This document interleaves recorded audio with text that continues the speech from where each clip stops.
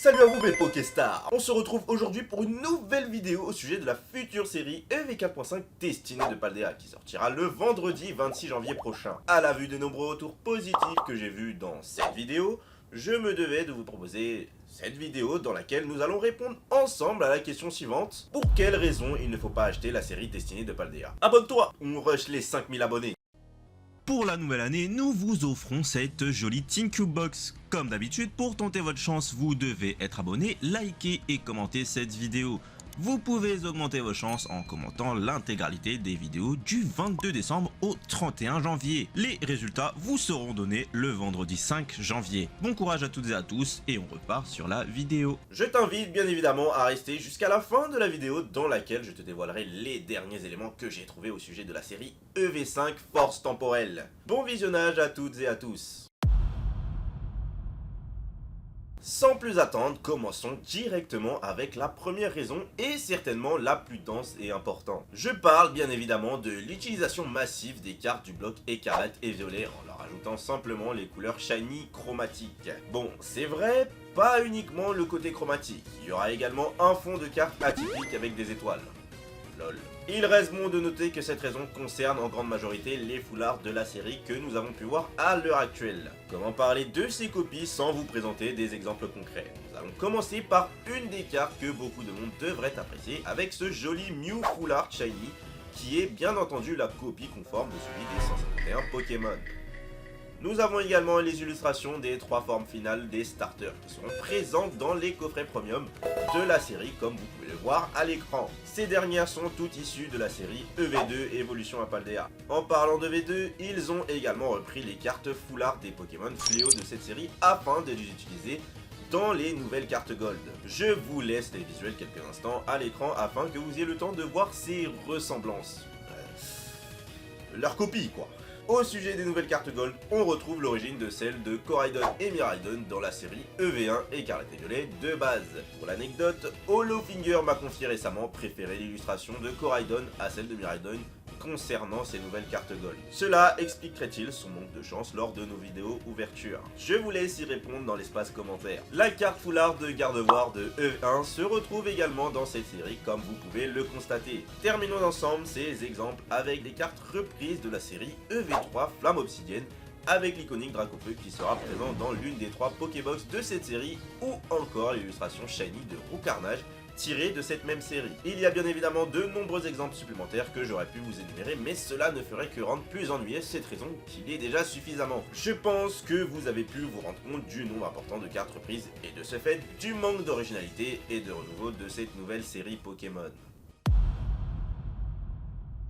Passons désormais ensemble au sujet qui nous touche toutes et tous en tant que collectionneurs. Je parle bien évidemment des prix qui ne cessent de grimper et qui impactent bien évidemment cette série. Après, certaines personnes diront que c'est lié au fait que c'est une série .5, comme nous l'avons vu avec la série Zénith Suprême, à la même période de l'année dernière. Mais de mon côté, je commence à en avoir un peu ras-le-bol d'être pris pour un pois chichon. Les tripacks ne seront pas trouvables en dessous de 20 € pour 3 boosters. Cela revient à presque 7 € le booster, ce qui est relativement élevé. On peut me dire qu'il en était de même pour l'équivalent pour la série des 151, mais il s'agissait quand même d'un coffret poster, que je considère comme plus qualitatif comme produit à ce prix. Il y a également les ETB qui étaient passés au prix de 56 € qui se rapprochent des 60 €, voire 65 € sur certains sites. Sans oublier les coffrets premium qui dépassent les 55 €. Après, il est vrai que personne ne nous oblige à dépenser dans cette série, mais je considère cela comme dommage de devoir dépenser toujours plus afin d'avoir le plaisir d'ouvrir les nouvelles séries. Et encore, pour cette raison, je ne parle même pas des scalpers qui vendent d'ores et déjà des tripacks à plus de 30 € et des ETB à 80 € et plus. Je suis conscient que c'est un peu contradictoire, mais je risque de céder à la tentation d'acheter ces produits en avant-première afin de pouvoir en ouvrir avec vous dans les jours à venir. La flambée des prix est également liée à la raison dont je vais vous parler, celle qui concerne l'impossibilité de compléter cette série.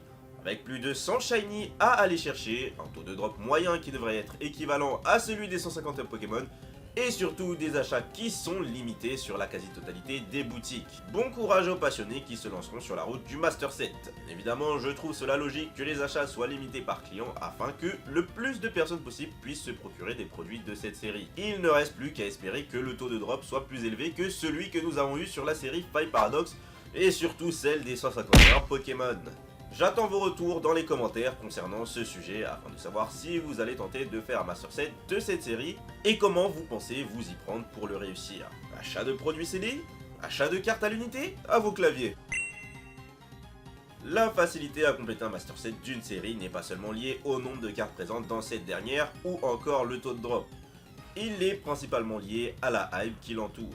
Je vais de nouveau me baser sur la 151 car c'est la dernière .5 sortie en date. Certes, la série des 151 Pokémon était très attendue et de ce fait les stocks des précommandes et ceux présents à leur sortie ont fondu tel un bec à glaçons en plein élite.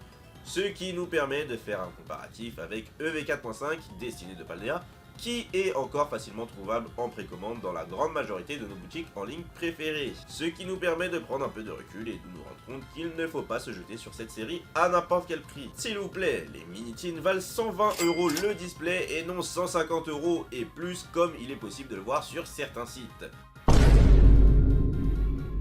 Alors soyez à l'affût des offres correctes et soyez surtout patient dans votre quête de collectionneur. Les conseils que je viens de vous donner sont contradictoires avec cette dernière raison qui concerne les stocks disponibles pour cette série. Ils devraient être relativement faibles sur certains produits très demandés comme les ETB, les bundles de 6 boosters ou encore les displays de Minitine. Cette info est contrebalancée par la présence en nombre plus important de Tripack et Pokébox de la série. Après, libre à chacun et chacune d'y consacrer une partie de son budget Pokémon ou non. Après avoir pris le temps d'écouter l'ensemble de ces conseils, que penses-tu faire concernant cette série? Investir en gardant des produits CD? Collectionner ou tout simplement faire l'impasse afin de te consacrer aux futures séries telles que EV5 Force Temporelle? À ce sujet, reste encore un peu, nous allons en parler dans un court instant. Pour ma part, je pense qu'il y a du bon et du moins bon à acheter cette série. Tout va dépendre de vos envies la concernant. Pensez également qu'il y a probablement une énorme série qui devrait sortir pour cette fin d'année. Je me murmure à l'oreille qu'une éventuelle série 6.5 devrait voir le jour, mais rien de sûr pour le moment. Dès que j'en saurai davantage, tu seras le premier averti. Alors qu'attends-tu pour t'abonner? C'est totalement gratuit et cela te permet de suivre les actualités Pokémon et bien d'autres contenus à venir. Nous voici certainement au moment de la vidéo que vous attendiez le plus, celui du reveal des visuels des produits de la future série EV5 Force Temporelle, dont le logo se marie très bien avec les Pokémon Paradox. À mon sens, il semble se rapprocher davantage des Pokémon futuristes. Commençons par les 4 illustrations des boosters aux images des premiers Pokémon Paradox liés au DLC Pokémon, avec celles de Ver de Fer, Irfoudre, Serpenteau et Chef de Fer. En ce qui me concerne, je suis heureux de les voir à l'honneur dans cette série. Cependant, je ne vais pas jouer les rabat-joie, mais cette série risque d'être boudée par une majorité des collectionneurs.